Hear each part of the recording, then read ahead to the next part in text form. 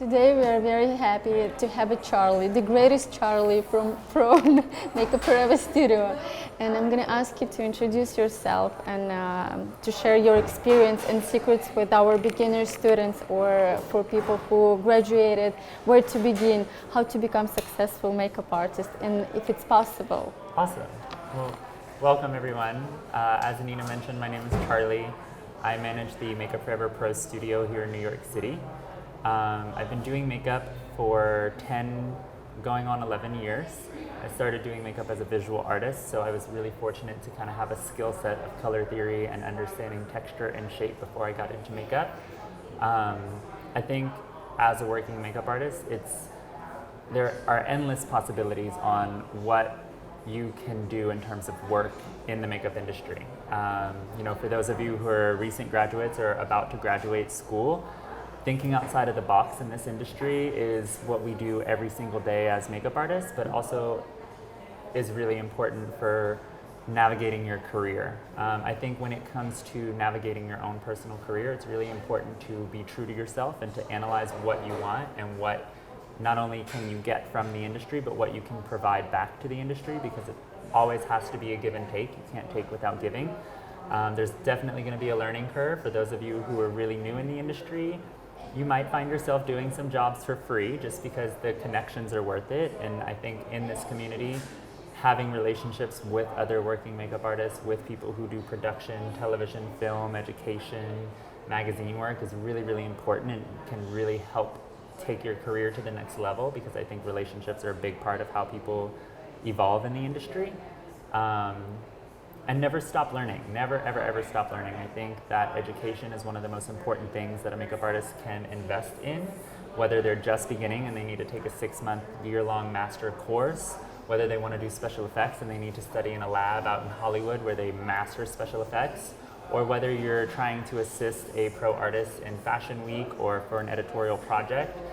You will always learn something with every makeup artist that you come across, with every instructor, with every experience.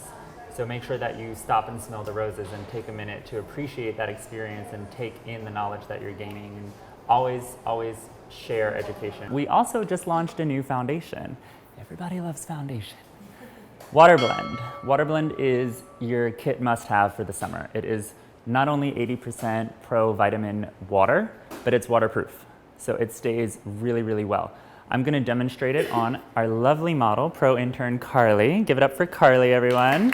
Water Blend is, in its natural form, a sheer product. So it not only works well for people who have really great skin and don't wear a lot of makeup, or when you have that client that's like, I don't really wear a lot of makeup, and then they show you a picture of Kim K and they're like, but I really want to look like this, and you're like, ma'am, no.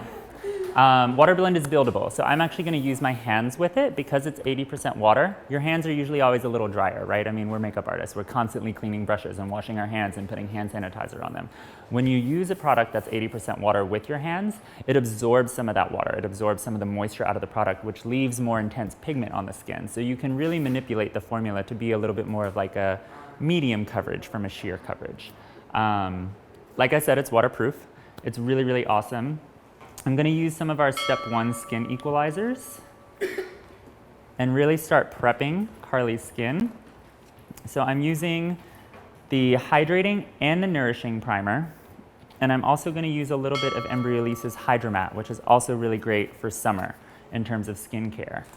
And just start in the center of the face. I would say if you're doing like a really big bridal party, you might not want to use your hands on everyone, because then you're going to have product on all your brushes, you're going to have product all over the place, but wash your hands really well and give the bride that like super special face massage treatment. Calm her day down a little bit. After Hydromat, I'm taking a little bit of the Hydrating Primer, and I'm focusing it more in areas that I know are a little drier. I can see that Carly has some drier skin around her nose, a little on the chin. Each client's skin, of course, is going to be a little bit different, so you're just going to have to make sure that you analyze the skin before you treat it with any type of product. Does everybody know the difference between dry skin and dehydrated skin? Dry skin is acute, dehydrated skin is chronic. So someone who's dry might just need a boost of moisture, might need a bottle of water and a boost of moisture. Someone who's dehydrated is constantly dry, which means they're not getting enough water in their diet, they're probably not eating enough foods that give hydration and those provitamins, which is why Face and Body is going to be great for someone like that, but it's also why you're going to need something like a nourishing primer that has more of an oil base to it to really soak in and plump that skin up. I always think of skin as a sponge. Think about what a sponge on your kitchen sink looks like when it's dry. It looks porous and brittle like a moon crater, right? Skin is 80% water. So when you fill that sponge up with water, what happens to all those grooves and cracks and holes? They plush up and become smooth, right? Skin is kind of the same way. When you plump it up with moisture, everything just sits really beautiful on top of it.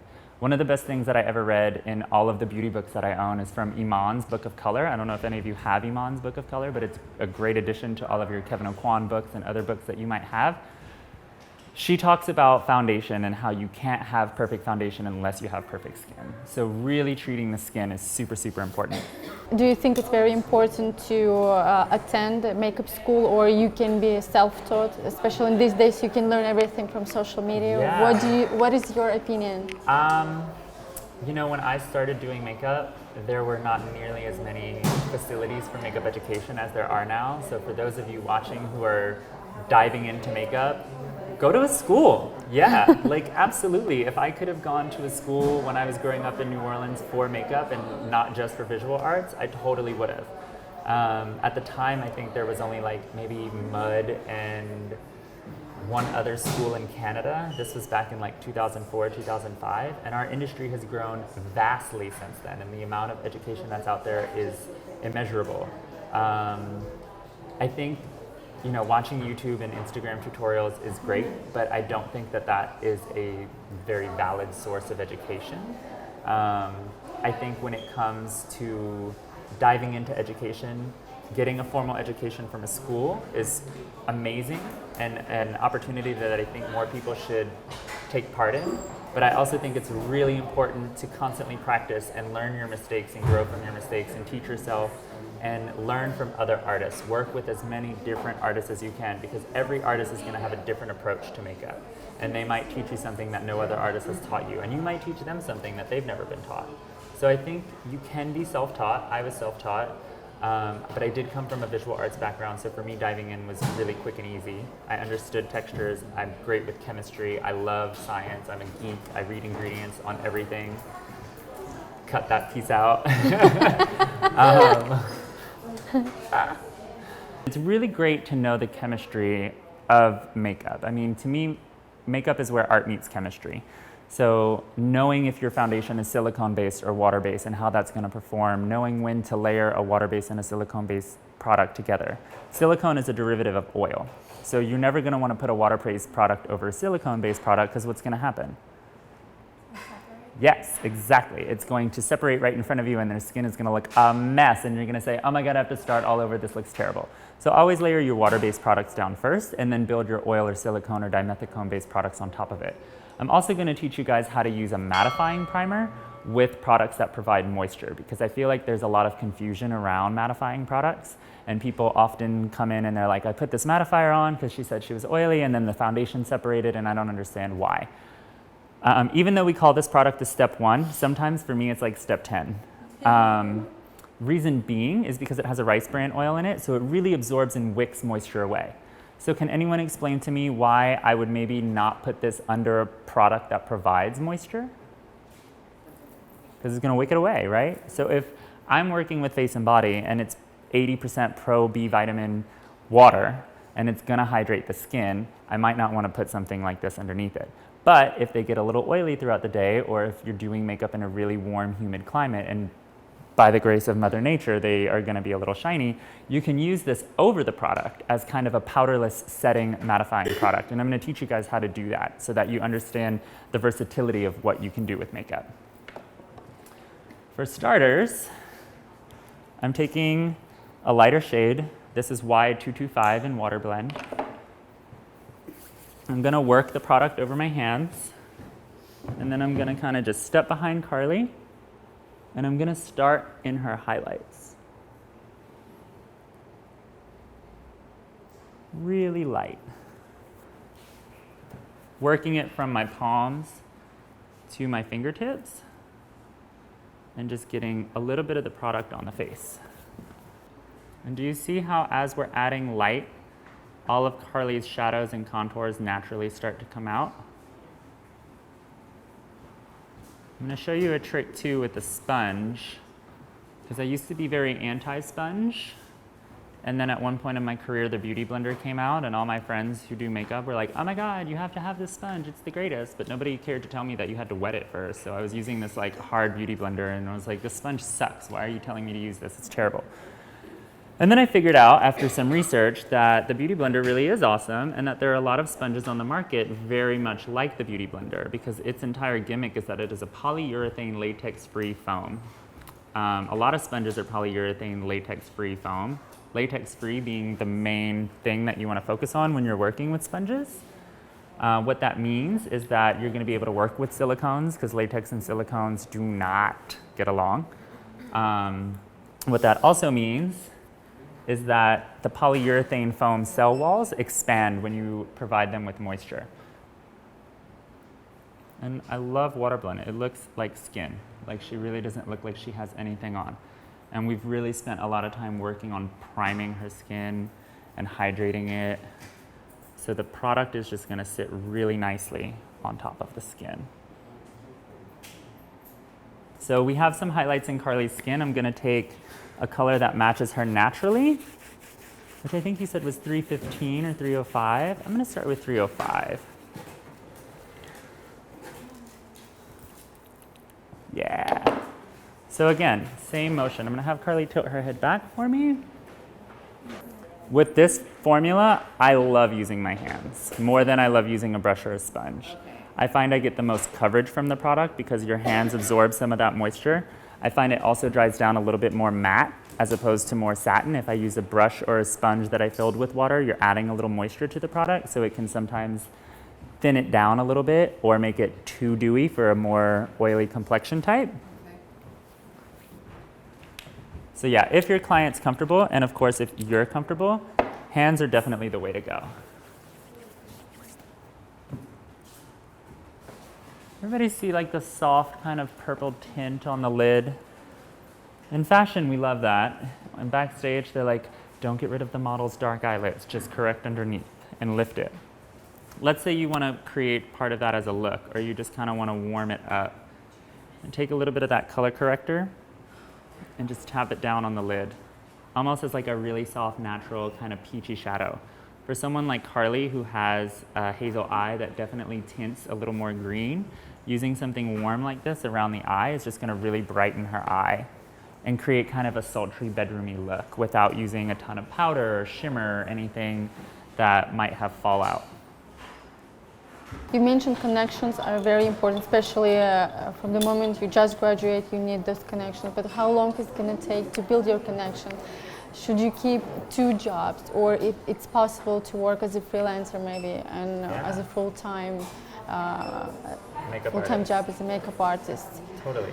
How long is it going to take to build your connections? I think that it's going to take a different amount of time for every artist, and everybody has their own path.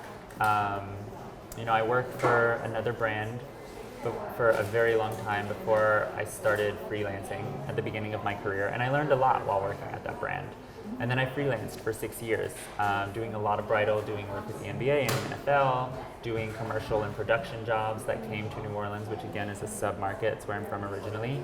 I think building those relationships comes naturally over time, you know, reaching out to people that you admire and you want to assist, reaching out to photographers that you want to work with. Never stop testing, never stop shooting, never stop reaching out to people, even if you're not getting responses and you're getting frustrated. Somebody's going to respond back, and you never know, that might be the person that gives you the big break that you need. But if you never tried, then you would have never had that break. When I freelanced, I also bartended. So you gotta make a living. Yes. And if the money's not coming in your way, if your career's not where you want it to be, don't give up on it. Never give up. It's your dream. If you dream it, you can make it a reality. It just means you have to work for it. So, there were definitely times in my career as a freelancer where I might not have done a makeup job for 2 months, but I was really grateful to have 3 shifts a week bartending because it supplemented my income. And I liked both. I found a creative outlet in both, mixology and crafting cocktails and coming up with new flavors and colors and things that pair well with different foods. It's very similar to makeup, You're playing with color, you're playing with science, and you're enjoying yourself with cocktails, just like you enjoy yourself with beauty products. Does everybody know the trick of how to analyze the skin tone by looking at veins? Do you guys know about that? So what color is blood inside the body? No, blood is not red until it's exposed to oxygen. It's blue inside your body, which is crazy. You're like, aliens, oh my God.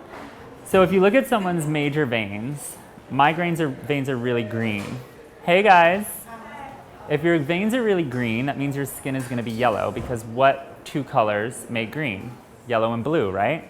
If your veins are really purple or pinky purple looking, or even a little more red, then your skin is probably really red. But you mainly want to look for green or purple veins. That way you can decipher if they're pink or red. That's really helpful for super fair skin people, because sometimes they're really red in the face, but then you put something pink on and you see that their neck is like olive all of a sudden. Take a look at their veins and be able to analyze it. You might just need to color correct the redness and brighten them without using a full face of makeup. I'm also going to show you guys a little bit of one of my favorite highlighters, Star Powder. This is number 902. You're familiar with Star Powder? Love Star Powder? Star Powder is the dopest thing ever. It's literally like magic unicorns and fairies frolicking across your cheekbones. It's so pretty. Contouring is very different with every face shape. You're not going to want to use the same technique every time you contour a face. If you're not sure where to contour them, feel their facial structure. You'll be able to feel the height of the cheekbone, and then you'll be able to feel the height of the jaw. In between, where that hinges, right under the bone, is where you want to contour, because you really just want to enhance the shape of the face.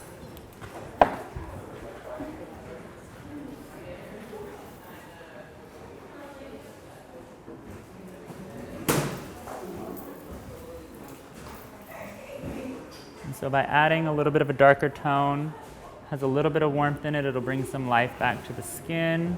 It's going to enhance those contours. And I'm placing it on either side of the highlight so that the highlight is that much stronger.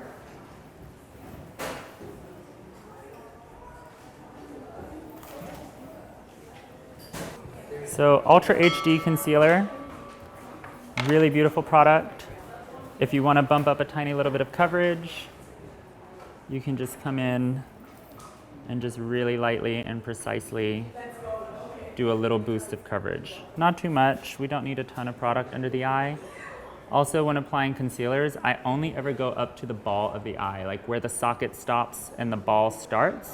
If you bring it up too high to the lash line, especially with a more mature eye, it's going to crease. The product isn't going to have anywhere to live, and the muscles around the eye move constantly. They're excited, they're mad, they're angry, they're sad. So you want to make sure that you leave some product for the room to move around a little bit. Where do you see yourself in 5 years? In 5 years, education. I want to be in a place in my career. In 5 years, I'll be having done makeup for 15 years. I have a major passion for education. I love working for a brand like Makeup Forever that is really passionate about education and constantly empowering the community of students and working makeup artists and aspiring makeup artists. So I would like to be in a place where I can really solely focus on delivering education and being around, students and makeup artists who are always eager to learn more and take more and teach me more, and be able to have that environment that just really harbors empowerment and education.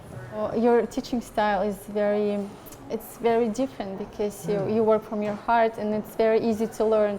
We always have a great feedbacks from our students after your demos.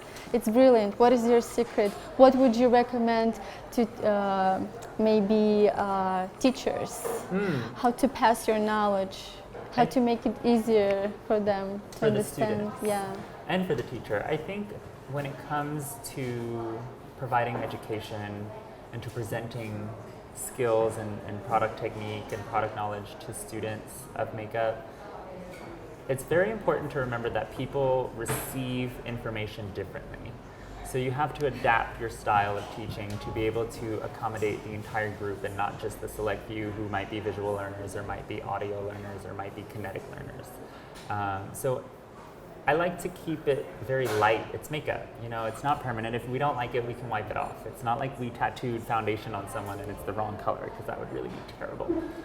But I think when it comes to teaching style, it's important to be true to yourself and speak from the heart, speak passionately about what you do and have a passion for what you do, but also make sure that you're engaging your students and you're asking them questions and you're putting thoughts into their heads to think outside of the box, and making sure that you're giving them a visual piece and an audio piece and a kinetic piece, letting them touch the product and feel it, letting them see it, letting them hear the verbal tidbits that will stick in their heads of when to use what products and how to layer certain things on the face and where to put light and where to put dark.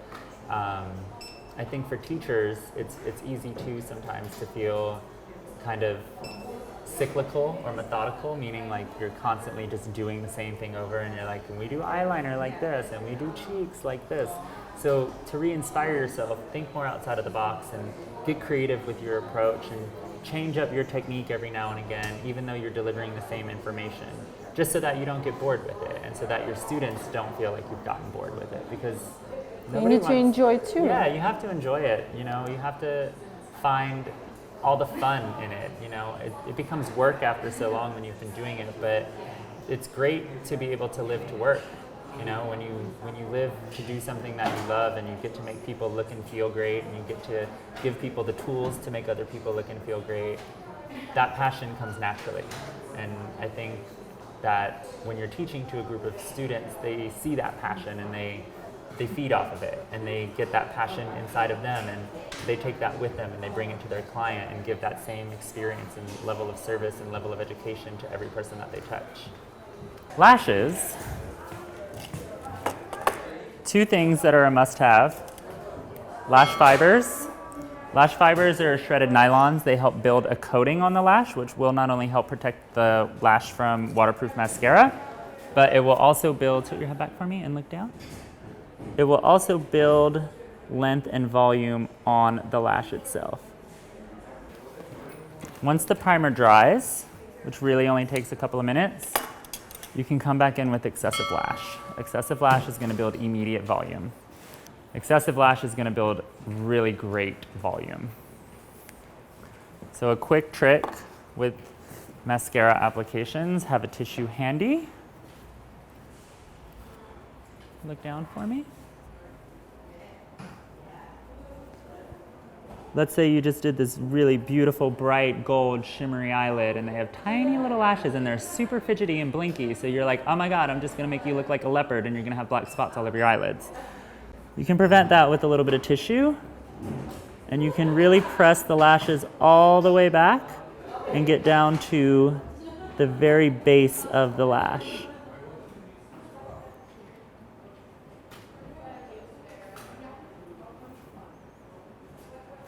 Does anybody know a trick if you get mascara somewhere that you don't want it, how to get rid of it? No? Let it dry. Let it completely dry. When it dries, it'll become hard. You can flick it right off and it won't disturb anything. If you try to remove it when it's still wet, you're gonna smudge it into the foundation and it's gonna be a hot mess.